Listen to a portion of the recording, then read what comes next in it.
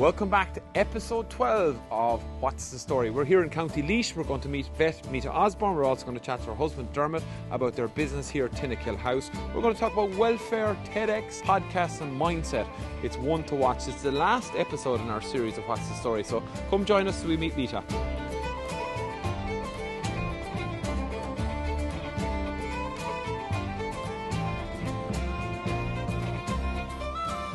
So it is a real privilege to finish our What's the Story series here in County Laois with Meta Osborne. We're going to take a stroll up through your beautiful farm.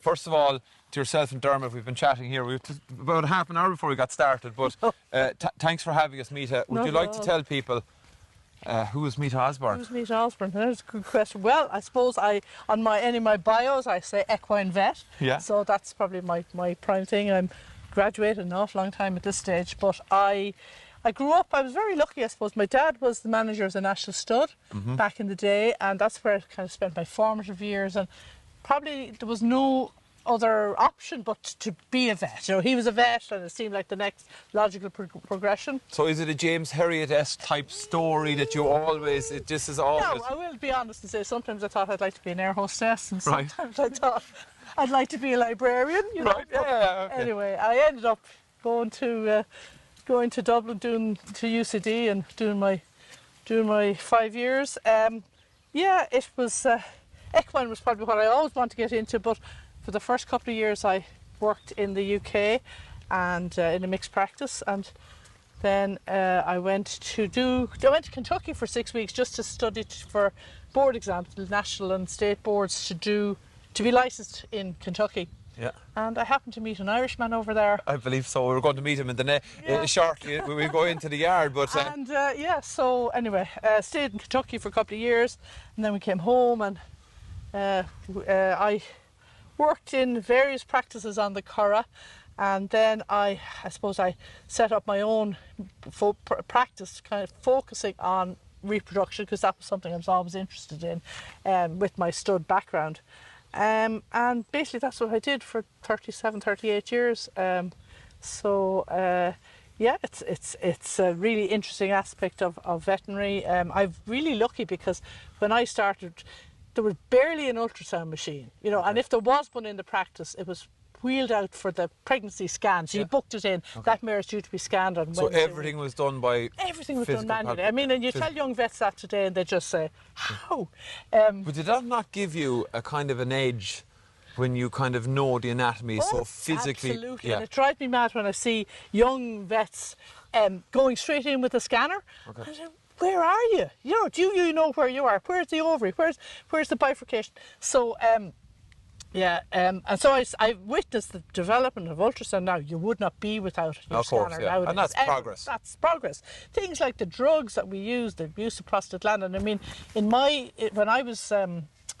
when in college, I understood that oxytocin really only worked around parturition, you know, the first couple of days. And now, of course, it's a really, really commonly used drug for fluid clearance. We didn't know about fluid in the uterus, you know. So I really feel I managed to bridge a really interesting time in equine reproduction from, as you say, manual palpation to where we are today. And there's so many elements of Meta Osborne I want to unpack hopefully over the next while.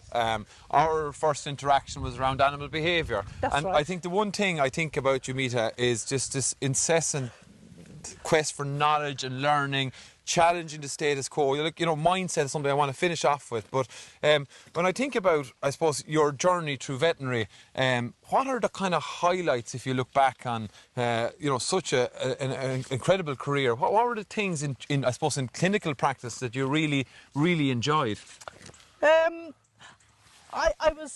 I suppose the increased efficiency, how we were able to increase efficiency in breeding, you know, how we could manage. Now, it has its downsides.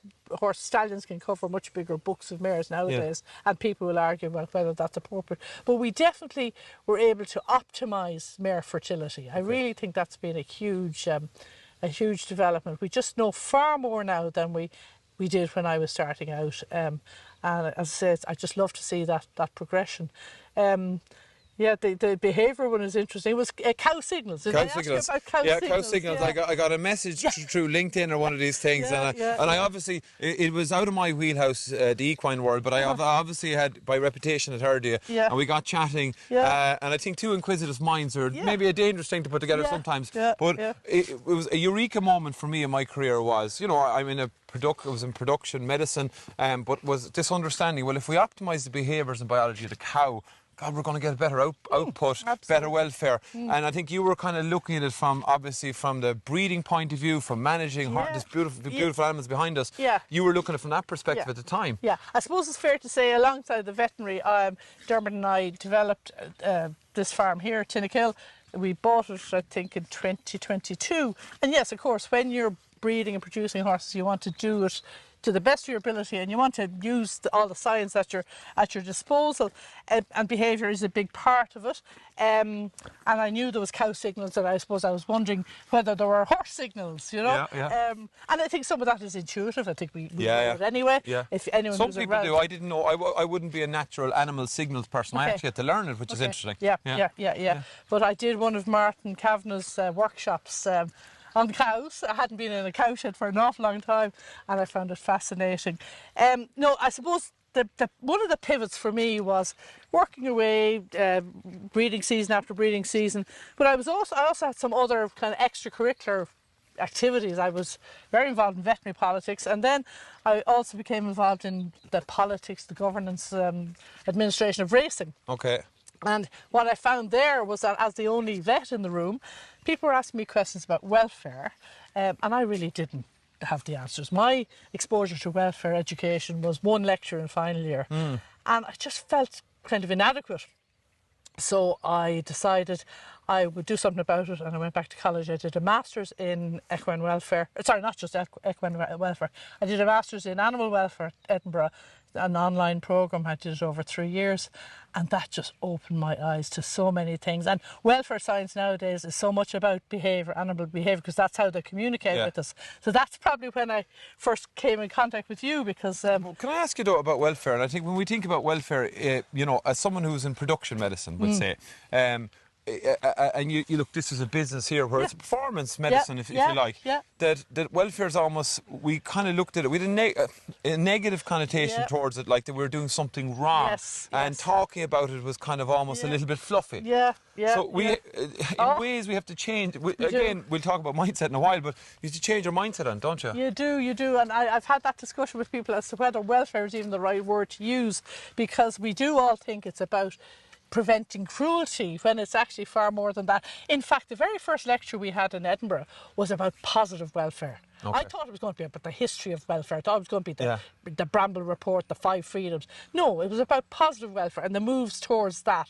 I thought, okay, this is all right. I can live with this, because, you know, we all want positive welfare. That's exactly what... And positive welfare has the positive spin-offs, the positive benefits. They see it in dairy cows, they see it in pigs, and... Of course we see it in horses, we just haven't quantified it. So yeah, I think this is a production system too. We are producing foals and yearlings for sale, and we obviously want to sell them in the most welfare friendly way, produce them and sell them in a way that's welfare friendly. The word welfare turns people off. Maybe for the moment we might need to either call it well-being, call it something else, but basically meet people where they're at. I think the biggest issue I probably have is that people, and it's no one's fault, it's just the way we are, people associate, or they think that welfare equals care. I give my horses the best possible care. Beautiful stables, you know. There's some beautiful paddocks here, all of that. So their care is 100%, so their welfare must be 100%. Sometimes that isn't how the horse sees it. And I think that's are we actually meeting their biological needs? We're meeting our needs, but are we meeting their... It's interesting when you look at it, and I try and frame it up for the human being as well. We actually, as humans, it's the same thing when you look at the simple things we get wrong in ourselves. Exercise, diet, all these de-stressing.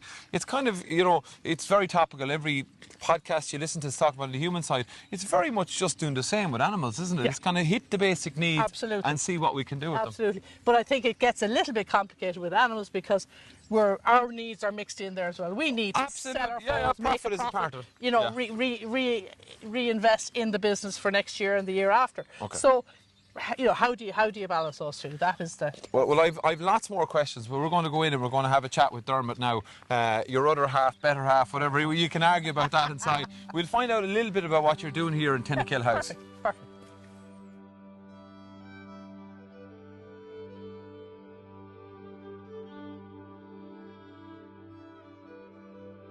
We're inside in the farm here in one of the stables. Dermot, thank you very much for having us here in Tinnakill House.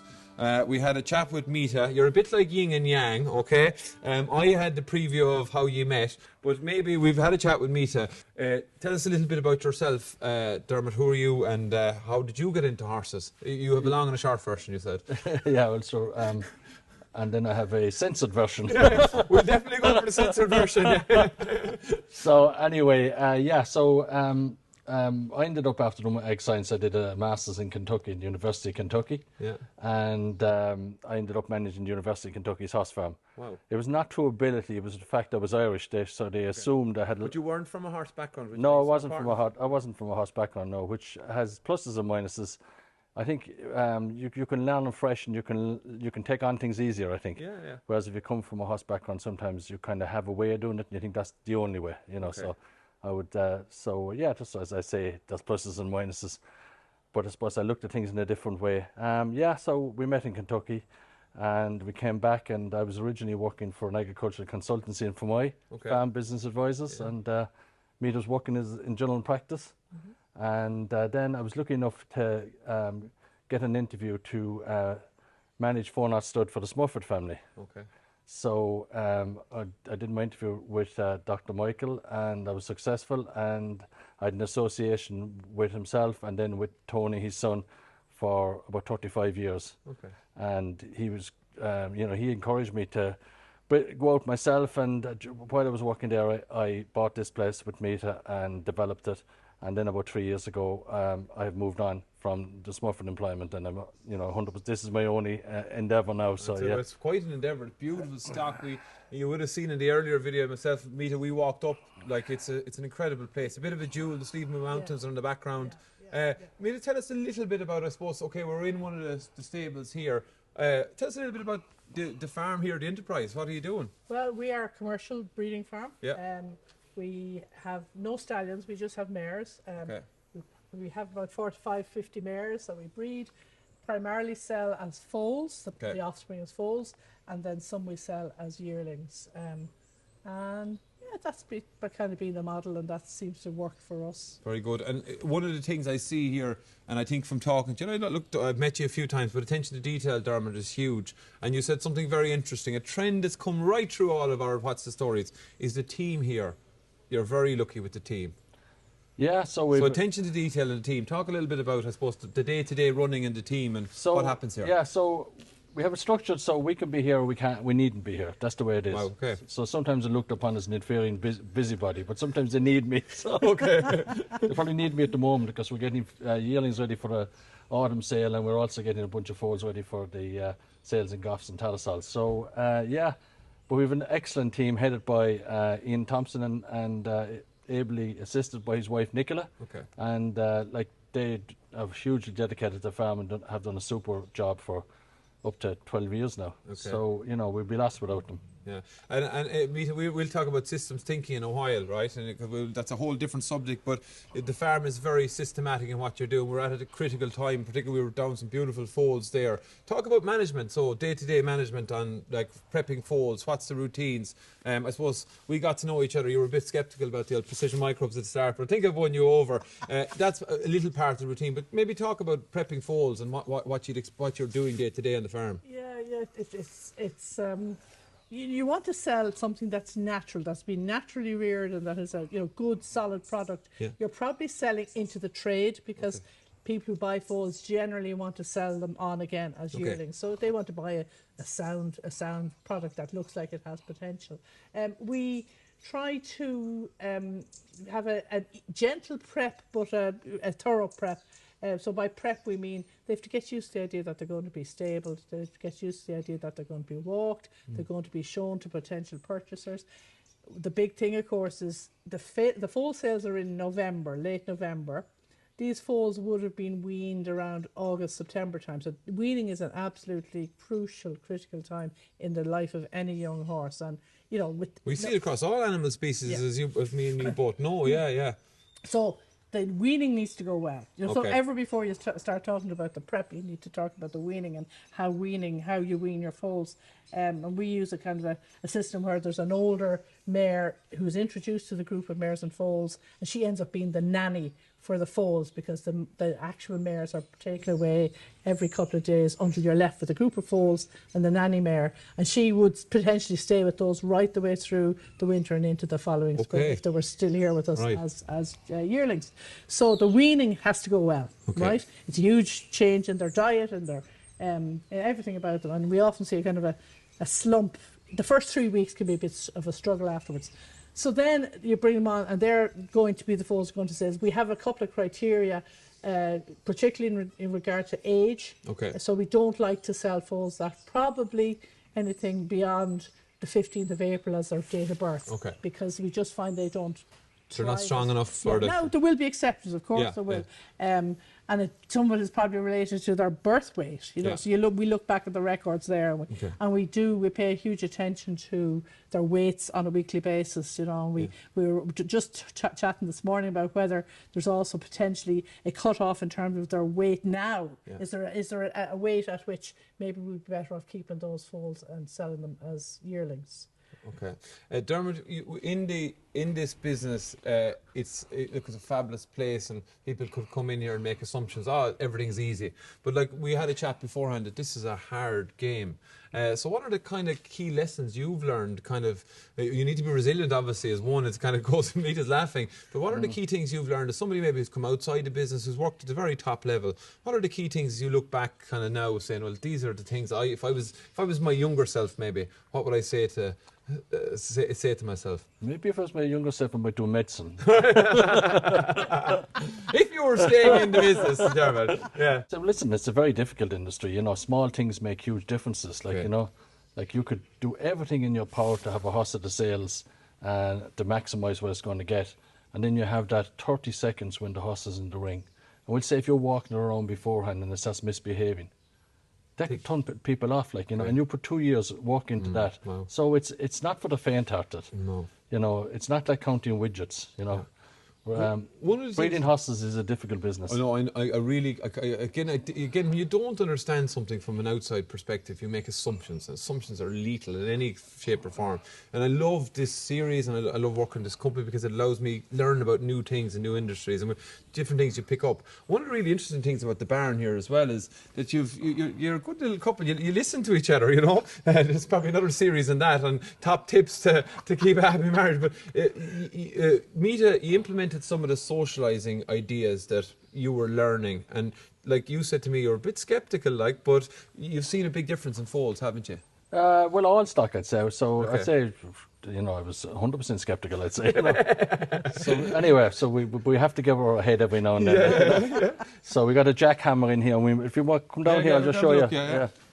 So you opened up the boxes, didn't you? Yeah. All right, okay. So we put holes here on every single box all the ways down. Okay. So then the horse can look left and right, and then look across. Okay. And, you know, and they're much more content. You know, I think we've cut down on voices in the stables hugely because of that. Yeah, because you said that as well, Meta. And the size of the stables are quite big. Would I be right in saying that now, to my eye? That, no, they are. So we talk about, I talk about space continuously to farmers or anywhere I go. Simply space, water, air, bedding, but these are big pens, aren't they? We got it was kind of by accident because the steel stanchions. This was a sheep shed, and so that we were kind of the size of the stables was dictated by where the uprights were. So we ended up with these big, but they're actually great, and particularly for mares and foals, the young mares and foals, the room to move around, they just are working for us. Yeah. Talk a little bit about, before I'm going to pull Meta off again and start talking about podcasts and mindsets, you wouldn't know where this would go. But Dermot, you've had a bit of success, and it's always nice to celebrate success. Tell us a little bit about, some of the successes over the last couple of years. Yeah, so this is the horse we're most proud of here, State of Rest. Okay. So State of Rest was born here. I remember we were bringing him to the sales in Newmarket. Yeah. And I remember pulling him out and we were looking at him. Yeah. And we were thinking, was he forward enough to bring to the sales? Okay. And he probably wasn't, because we didn't get a big price for him. Okay. It's amazing how good looking a horse gets when it starts winning races. So, like for us, he was a plain horse. Yeah. And, he didn't stand out at the time. Didn't stand out, but he developed into a magnificent horse, And these are the four so group ones. in the four thing, different countries. Wow. Yeah, not alone, continents as well, Yeah. like 3 different continents. So the Prince of Wales Stakes is one of the top races at Ascot, maybe the top race, a mile and 2. Okay. And he won that. The Prix Gannet is a Group 1 before that in France. Now this is the one that gives us greatest pride, I'd say. Cox Plate, this is the best weight for age race in Australia. So can you imagine, this horse left here, Liege, looking out in the Slieve Blue Mountains, went to Newmarket, was sold, raised as to be a yearling in an English stud, and then was sold to Joseph O'Brien, and ends up going down to Australia and winning their biggest race. And a fella from down the road, Johnny Allen, from where I come from, rode him. So, wow. What a story. Yeah. Are they not the stories? We round the corner here as well, because I want you to explain it. Like there's also we have to celebrate success. Here on the whiteboard there's lots of organisation. I see, we'll talk about systems thinking in a minute, but there's lots of success here. These are all sort of horses that have gone very well for you in sales. Yeah, so there's a certain criteria here which we won't go into, but you have to make a good few quid to get on the board here, because it keeps everybody focused. That at the end of the day, it's a commercial stud. If the horses don't sell well, we can't exist. Yeah. So every time we get over the magic figure, your door card goes up here. So we'd like to put another board here and another board here. It's kind of a wall of fame. Yeah, a wall of fame, and celebrating success, because there's a lot of work goes into it. And okay, well, you see your 4-group winner and that plain horse that turned out to be a superstar. You need those, don't you, in this industry? This is what I kind of get, and when you come in and you see, okay, you see the highs, but the lows and the hard times, the costs. Yeah, like we had a problem here with trees, the sycamore trees, under certain environmental conditions. The seeds develop very high levels of poison, and we lost 2 mares because of that, and then we ended up having to get rid of all the sycamore trees on the whole property. So, like, sometimes it can give you a good kicking, this industry, But you do enjoy it, and I think that you're working. I'm making the assumption now, but I do think there's lots of smiles today, and the working relationship you have in the business. You're doing separate parts of it, but you come together very much as a team as well. So not only there's a good team here, I think you're a good team. I'm going to pull Meta away again now to start talking about podcasts and TED Talks. The best luck. Yeah.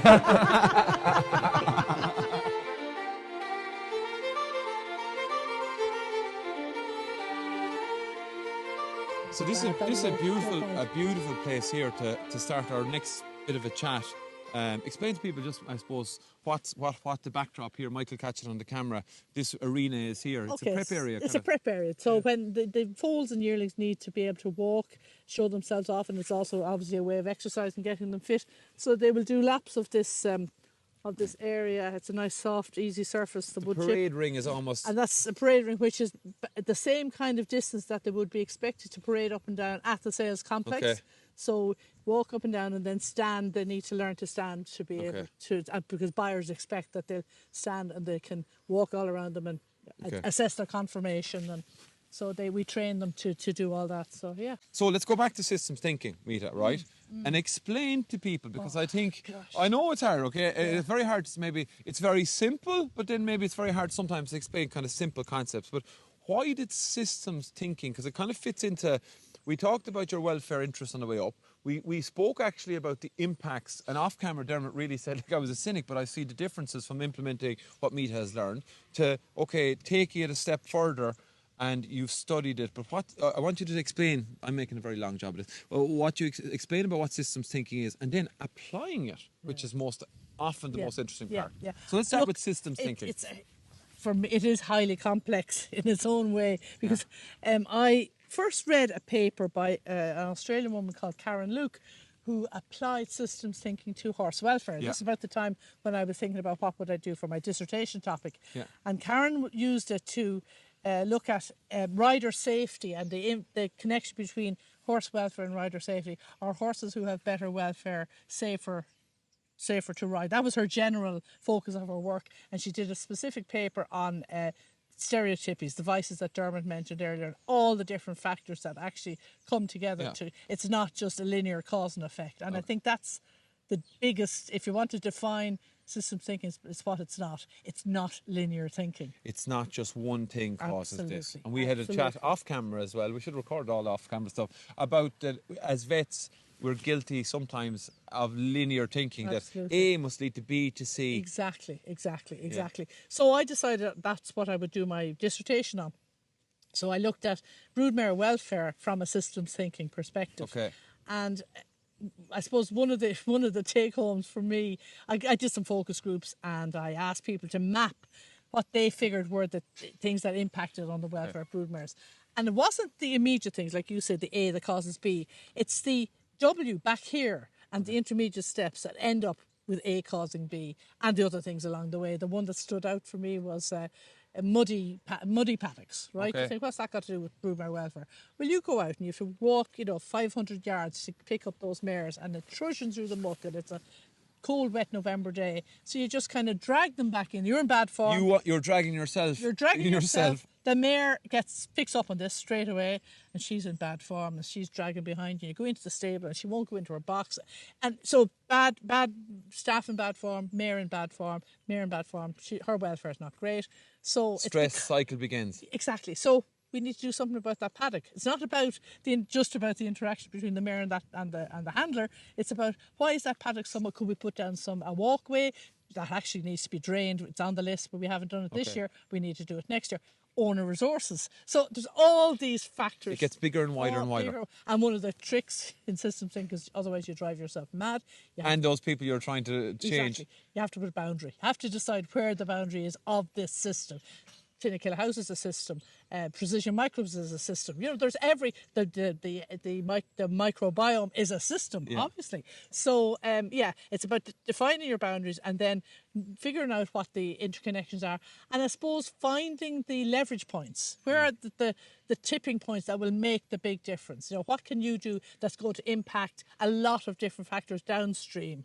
And then maybe there's other points where just keep an eye on that, because if that goes skew-ways, because a lot of things feed into it, you could be in trouble. So I didn't, to my detriment, I think, I didn't build it out to its ultimate.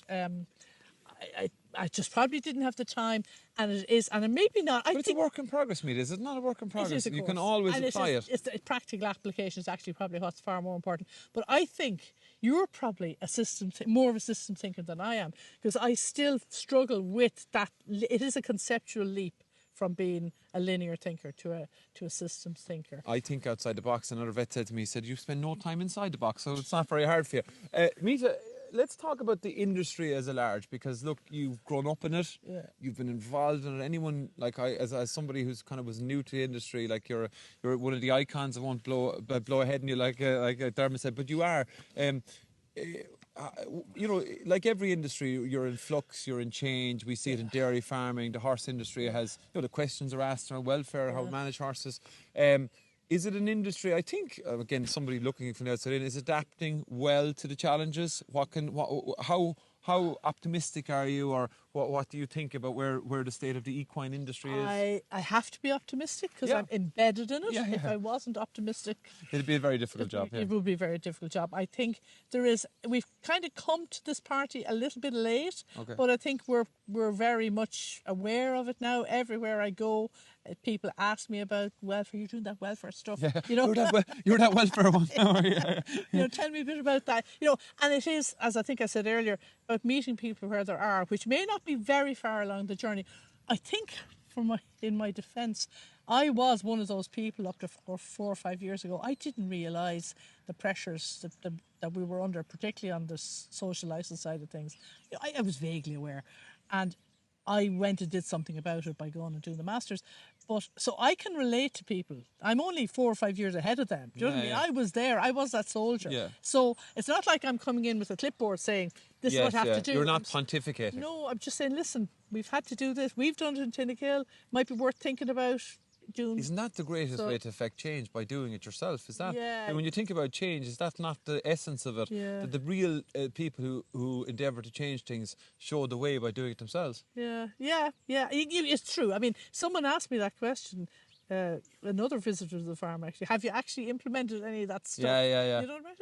Well, actually, we have. Yeah, because I often do talks for younger vets and stuff, and sometimes I'm pontificating, going, "You're not actually doing that yourself now." With the stuff that you do yourself becomes very real then, because when you see it working in the real world, because academia is fine, is fine, but the real world is a different place. Yeah. And I think the biggest in animal welfare science, right? Yeah. There are pure animal welfare scientists who are very focused, very driven, very focused on the animals.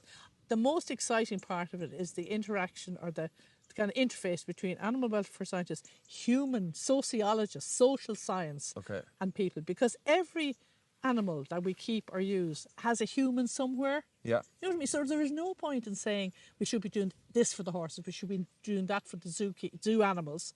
If you haven't talked to the zookeepers, you haven't talked to the staff in the yard on the stud farm, doesn't make a blind bit of difference. They're not going to listen to this newfangled way of doing things unless it actually is something that they can see happening and they can implement in their day-to-day work. I think it's an ongoing project, and you talk a lot about it, and we're going to go inside for our final bit because you've got a podcast, you've got a TEDx talk. I think this is only the start of people who want to continue the story of what Meta is doing in this area. So let's have a chat about mindset, podcasts and TEDx talks.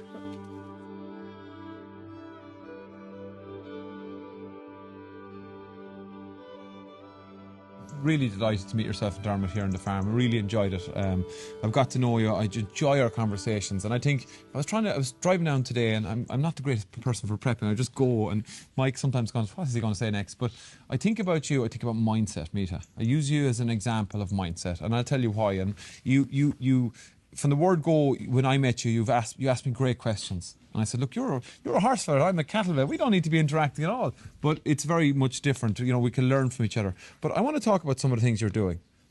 Podcast. Let's start with there. Yeah. So Changing Reins. Changing Rein, yeah. I made a good friend during my master's. In fact, it was Karen Luke who wrote the paper about systems thinking in equine welfare. I contacted her. I said, really like her paper, and we had a bit of a back and forth. And we were in Melbourne a few years ago, and she's Australian, and I actually said we should meet up. We sat in a coffee shop for 3 hours just chatting. We just clicked straight away. So kept in contact. And then in about March of this year, she contacted me. She said, can we have a call? I said, yeah, no problem. She said, I'm thinking of doing a podcast, and I'd like you to do it with me. I said, right. And she said, yeah. She said, I'm thinking of loosely, it'll be about equine welfare, the future of horse sport. I'm thinking of basing it around motivational interviewing. And I think you maybe know a little bit about motivational interviewing, but I didn't. And I said, right, okay. I'd never thought about doing a podcast. But the same week, I was contemplating signing up for a course on human behaviour change and motivational interviewing. I thought, this is karma. This is just meant to be. So I provisionally said to Karen, okay, but I'm starting this course. And she said, fine. Anyway, we launched in June. We're on our 22nd episode. Apparently 90% of podcasts don't get beyond past 6, is it? something like that. Yeah. So we're well on the road. We've been really lucky. I suppose we both have quite a network of people within equestrian sport and racing, and they've all said yes. They've all come on board. It's not a gotcha podcast by any stretch. It's all about conversation, sitting down at the kitchen table. You know, what do you think about this? But keeping it focused on the horse sport, its future, the ethics, welfare aspects, and a very diverse range of speakers or guests, and it seems to be going well. And then you throw in a podcast, because I have to add, we met at an equine conference in the UK, and you came up to me with a little card with a QR code, and I think I'm a marketing guru. There you fired it in front of the table. You said, there, pass that out to some people you know. Guerrilla marketing. Guerrilla marketing. So I love the mindset of just that openness to learn. And that brought you to a TEDx stage, which to people who learn and want to learn, it's the iconic place for ideas. I know. And you find yourself on TEDx. Yeah, not quite like that. And what it was, I was Esther Skelly-Smith, who's was the president of the Northern Ireland Veterinary Association, was running a conference on equine welfare back last February, and she contacted me, asked me would I speak about my journey into equine welfare. And as I said, up to 4 or 5 years ago, there was no journey. It was a foreign country to me. So anyway, I stood up and I spoke, and I got very passionate in that speech.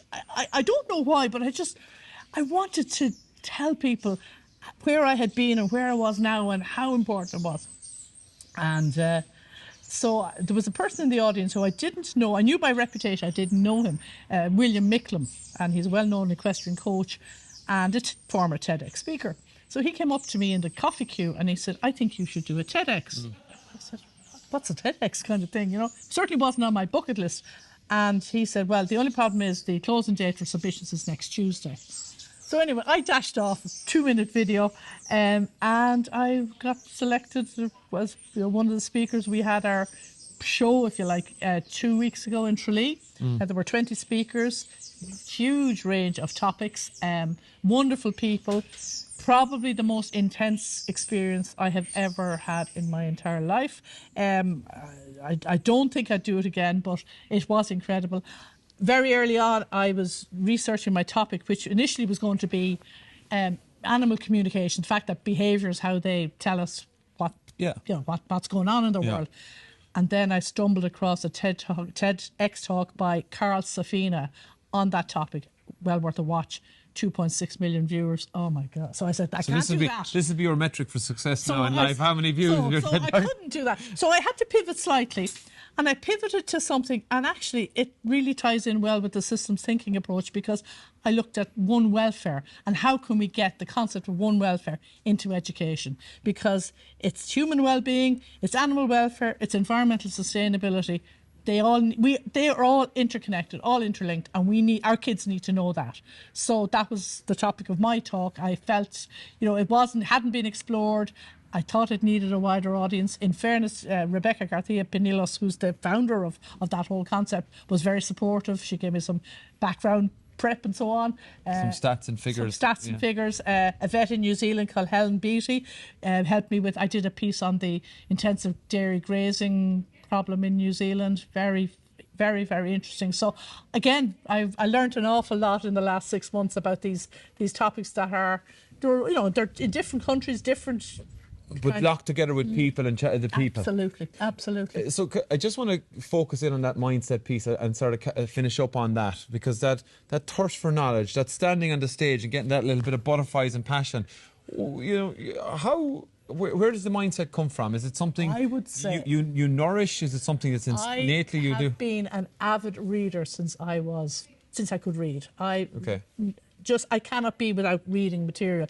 And it's so funny, when Dermot and I are driving anywhere, he'll be about to turn off on the exit. I say, this is closed. And he said, how do you know? I said, because there was a sign there that said exit closed. He doesn't see, I read the cereal box at the kitchen table. If there's nothing else, I read. You're a marketer's dream for the cereal box. But your mindset is fantastic, Meta. You're an example. I take you as an example of mindset. This series has been about meeting our customers. I remember even our first chat about precision microbes, you were incredibly sceptical, and we were chatting about trial work there. You said, I don't know, would I take them off the product because I like it. So, but you were open to have the chat. And I think that mindset thing, if that was one thing we wanted to get from the series, it is that. It stands you well, I think, and it certainly keeps you young and keeps life interesting. You know what I mean? Otherwise, they could be terribly boring. There's so much to learn. There's so much knowledge out there. I just get frustrated because I feel I haven't enough time to read everything and learn about everything. If I was asking you the question I asked Dermot, if you were to go back and give yourself some younger advice, what would it be? Gosh. Maybe not take life so seriously. I did, for a long time, I think I maybe took life a bit too seriously. And I probably wasn't enough of a skeptic. I probably took things absolutely, what I read was gospel. And I think I've become a little bit more discerning now. Maybe that just comes with age and experience.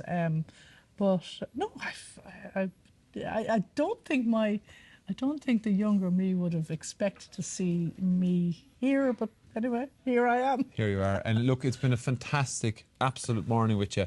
You're a credit to the industry. the equine industry, the veterinary industry, continue to that mindset piece. We had a glass of wine at the conference with another younger vet. You can just see, you know, you just bring out the best in people. And yourself and Dermot, credit to your business here as well. It was a great way to end. And a series that I think a lot of the thread was about mindset and positive mindset. So continued success. Where can people follow? Just remind people on the podcast. Changing Rain is available on all the usual podcast outlets, or on our website, which is actually an Australian website. So it's changingrain, rein.com.au. Okay. We'll include those links as well. Thank you, Meta. Oh, sorry, you should say Tinnakill House as well. Okay, yeah, very good. Absolutely. Tinnakillhouse.com. Tinnakillhouse.com for both of them. Dermot smiling in the background as well. Excellent. Yeah. What a super morning. Thank you. No, more than welcome. So this is an outro walking backwards. We've had an incredible chat with Meta. You know, ourselves and Dermot, the relationship there, the business here, the genuine interest. And I think if there was a thread through these series, it was probably mindset. All the different customers we've met, people who are using our product, happy with them, but also a little bit look behind at what people, who are they, what they do. I think that's really interesting. So I'm not as good as Mike walking backwards with the camera. I have to say a massive thank you to Mike and Golden Media. He made all this happen. That's it. The end, episode 12 of our series, What's the Story. Hopefully there'll be another one, all going well, where we'll meet more customers, tell their stories, and see the success of precision microbes out in the animal health market. Until next time, see you later.